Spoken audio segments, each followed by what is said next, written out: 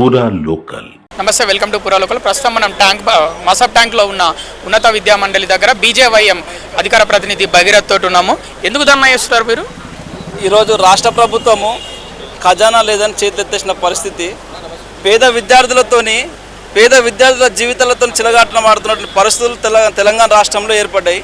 రాష్ట్ర ప్రభుత్వం ఏర్పడ్డప్పటి నుంచి పిల్లలకు స్కాలర్షిప్లు లేక సర్టిఫికేట్లు తీసుకొని వేరే కళాశాలలకు ఉన్నత చదువుల కోసం వెళ్ళడానికి లేని పరిస్థితులు రాష్ట్రంలో నెలకొన్నాయి. ఇంజనీరింగ్ కళాశాలలు అయితే మరి దారుణంగా పడిపోయినాయి. ప్రత్యేకంగా ప్రైవేట్ యూనివర్సిటీల పైన ఏర్పడినటువంటి గురునానక్ కానీ మల్లారెడ్డి కానీ ఇలాంటి యూనివర్సిటీలకు పోతే 4 లక్షల రూపాయలు డొనేషన్ కావాలి. మరి డొనేషన్తో పాటు మళ్ళీ 1,50,000, 1,70,000, 1,70,000, 2 లక్షలు, 3 లక్షలు మళ్ళీ సంవత్సరానికి ఫీజులు చెల్లించాలి.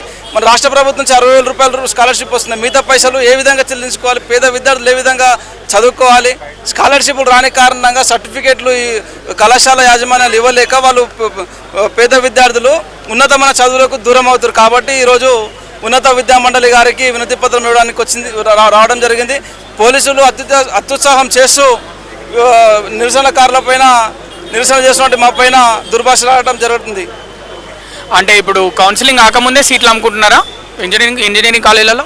మీరు మీడియా ద్వారా ఏ కాలేజ్ కన్నా వెళ్ళండి, ఇప్పటికీ దాదాపు 65-70% సీట్లు అయిపోయినాయి. కౌన్సిలింగ్ కాకముందుకే మేనేజ్మెంటు కోటాలో అమ్ముకోవడం జరుగుతుంది. తర్వాత సీట్లు లేవు అనేసి అధిక వసూళ్లు చేస్తూ పేద విద్యార్థులను భయాందోళనకు గురి చేయడం జరుగుతుంది. పేద విద్యార్థుల తల్లిదండ్రులు, పేదలు, రైతులు డబ్బులు కట్టలేక వాళ్ళ పిల్లల్ని చదువును మధ్యలో ఆపేయడం జరుగుతుంది. కాబట్టి రాష్ట్ర ప్రభుత్వం ఖచ్చితంగా సకాలంలో స్కాలర్షిప్లు చెల్లించాలి. ఒకవేళ కళాశాలలు పెంచినటువంటి రుసుము ఏదైతే ఉందో 1,00,000 రూపాయలు, 2 లక్షలు ఉన్నాయి, ఎంతనో ఉన్నా కానీ ఆ అమౌంట్ని గుట్టంగా ఖచ్చితంగా రాష్ట్ర ప్రభుత్వమే భరించాలి.